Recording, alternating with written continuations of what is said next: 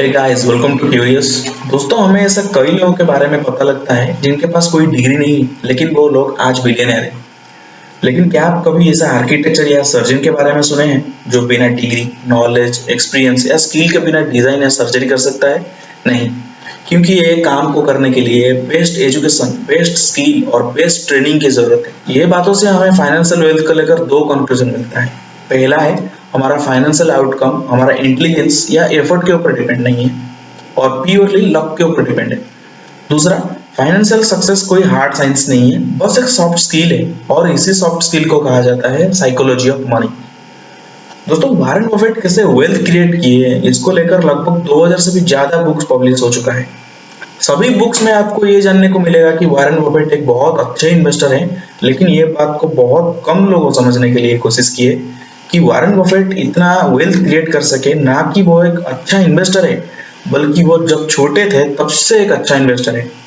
Warren Buffett serious investing तब चालू किए थे जब वो सिर्फ 10 साल के थे और 30 साल का उम्र में उनका नेट वेल्थ था $1 मिलियन।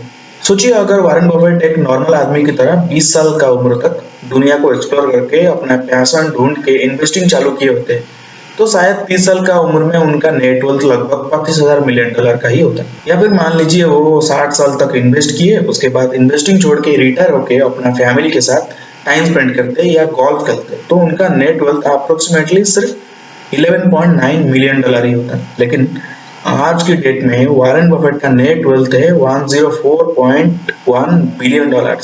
यानी अगर देखा जाए तो वारेन बफेट का स्किल है इन्वेस्ट करना, लेकिन उनका सक्सेस का सीक्रेट है टाइम और कंपाउंड इफेक्ट।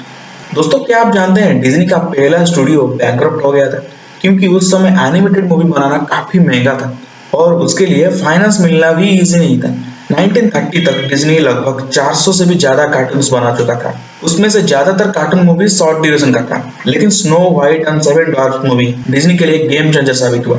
ये मूवी 1938 में 6 महीने के अंदर जितना अर्न किया, वो अमाउंट डिज्नी का टोटल अर्न वैल्यू से भी ज्यादा था। ये मूवी का सक्सेस से डिज्नी स्टूडियो पूरी तरह से ट्रांसफॉर्म हुआ। डिज्नी का सारा डेब्ट क्लियर हुआ और की एम्प्लॉइज को रिटेंशन बोनस भी मिला और एक ऑस्कर अवार्ड वर्ल्ड डिज्नी को फेमस से वर्ल्ड वाइड फेमस बना दिया। 1938 के बाद में डिज्नी कुछ मिनट्स ड्यूरेशन की मूवीज के बदले कई आवर्स ड्यूरेशन की मूवी प्रोड्यूस करने लगा। लेकिन अगर बिजनेस टर्म से देखा जाए तो स्नो वाइट मूवी की वजह से ही डिज्नी वर्ल्ड वाइड फेमस हो गया, जो कि सिर्फ 83 मिनट ड्यूरेशन का था। आप वर्ल्ड वाइड जो कुछ भी नोटिस कर रहे हैं, चाहे वो ऑर्गेनाइजेशन हो या एक ह्यूमन बीइंग जो कि प्रॉफिटेबल है, इन्फ्लुएंशियल है या फिर बड़ा है, ये सबके पीछे एक टेल इवेंट ही है। इसके वजह से वो ऑर्गेनाइजेशन या ह्यूमन बीइंग को सक्सेस मिला है। दोस्तों, हम में से काफी लोग ये सोचते हैं कि मिलियनर बनने का मतलब यही है कि इतना पैसा कमाना है जैसे कि हम $1 मिलियन पैसा बिना सोचे समझे खर्चा कर सकते हैं। पर रियलिटी में ये सोच एक मिलियनर बनने का सोच नहीं है, उसका उल्टा है। और हम ऐसा सोचते हैं क्योंकि हमें वेल्दी और रिच में डिफरेंस पता नहीं है। हमें ये जानना होगा कि रिचनेस हमेशा हमारा करंट इनकम को डिफाइन करता है। जैसे कि मान लीजिए आप एक 1 करोड़ वैल्यूज की कार लेना चाहते हैं, लेकिन ये बात भी सच है कि आपको कार का इंस्टॉलमेंट देने के लिए एक मोटी कमाई भी करना पड़ेगा। लेकिन वेल्थ हमेशा हाइड रहता है, यानी वेल्थ एक ऑप्शन है जो आपके पास है, जो आपको फ्लेक्सिबिलिटी और ऑप्शन देता है, जिससे आप अभी जो कुछ भी खरीद पाएंगे बाद में उससे कई गुना ज्यादा खरीद पाएंगे। दोस्तों, अगर हम सेविंग्स से ही वेल्थ क्रिएट कर सकते हैं तो हमें यह भी जानना होगा कि सेविंग्स कैसे करना है। जैसे कि हमारे सोसाइटी में 3 कैटेगरी के लोग हैं। पहला, जो सेविंग्स करना जानते हैं। दूसरा, जो सोचते हैं कि हम कभी सेविंग्स कर ही नहीं पाएंगे। तीसरा, जो सोचते हैं कि हमें सेविंग्स की जरूरत ही नहीं है। लेकिन सेविंग्स को लेकर ये बात हम सब जानते हैं, फिर भी ओवरलुक करते हैं कि वेल्थ क्रिएट करने के लिए आपका इनकम या फिर इन्वेस्टमेंट रिटर्न्स ज्यादा नहीं होना चाहिए, बल्कि आपका सेविंग्स रेट ज्यादा होना चाहिए। This is called the power of efficiency or power of savings.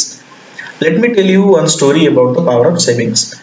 दोस्तों, 1973 में ग्लोबली फ्यूल क्राइसिस देखने को मिला था। जब ग्लोबल इकोनॉमी ग्रो हो रहा था, पर ग्लोबल इकोनॉमी की ऑयल डिमांड पूरा करने के लिए सफिशिएंट ऑयल प्रोड्यूस नहीं हो पा रहा था। लेकिन धीरे धीरे देखते ही पूरा वर्ल्ड ये क्राइसिस को ओवरकम कर लिया। और वो ऑयल क्राइसिस को ओवरकम करने के लिए उस समय ऑयल ज्यादा प्रोड्यूस नहीं किया गया था, बल्कि energy efficient buildings, energy efficient cars और एनर्जी एफिशिएंट फैक्ट्रीज जैसी कॉन्सेप्ट को अपना के एनर्जी लॉसेस को कम किया गया था। दोस्तों, शायद आप बैटल ऑफ स्टालिनग्राड के बारे में जानते होंगे, जो कि वर्ल्ड वॉर 2 के समय का लार्जेस्ट बैटल था।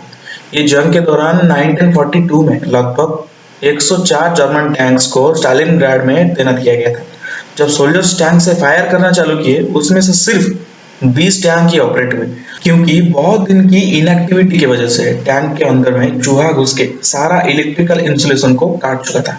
ये बात हम सब जानते हैं कि टेक्नोलॉजी में सबसे सोफिस्टिकेटेड प्रोडक्ट्स जर्मन ही बनाते हैं, लेकिन यह बात पे कोई गौर नहीं किया कि टैंक के अंदर चूहा घुस के इलेक्ट्रिकल इंसुलेशन को काटता है तो टैंक चालू ही नहीं होगा, जिसका रिजल्ट ये हुआ कि जर्मन्स को बैटल ऑफ स्टालिनग्राड में हारना पड़ा।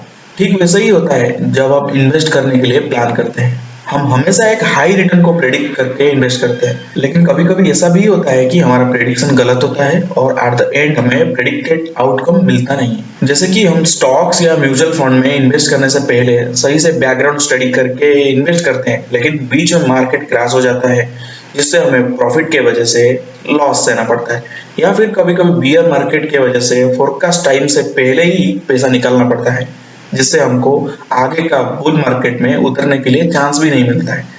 इसीलिए ऑथर कहते हैं हम जब भी इन्वेस्ट करने के लिए प्लान कर रहे हैं, हमेशा एरर को भी कंसिडर करना चाहिए, जो हमें आगे जाके टोटली कोलैप्स होने से सेफगार्ड करता है।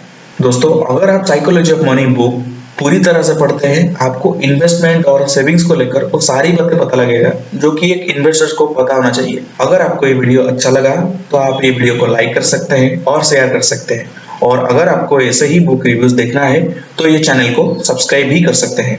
सी you all in the next video. Thank you.